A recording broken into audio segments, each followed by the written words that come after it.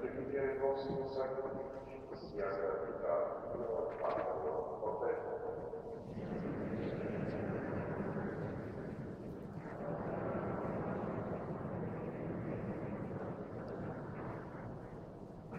Infame primo che ha creato, Signore, a sostegno della nostra debolezza, diventino per noi un sacramento di vita eterna per Cristo nostro Signore.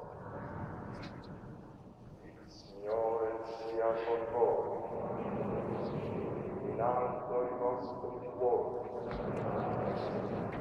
Rendiamo grazie al Signore nostro Dio.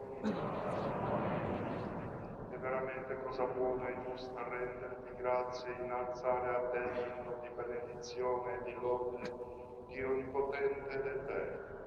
Tu hai creato il mondo nella varietà dei suoi elementi, lo hai disposto a darsi dei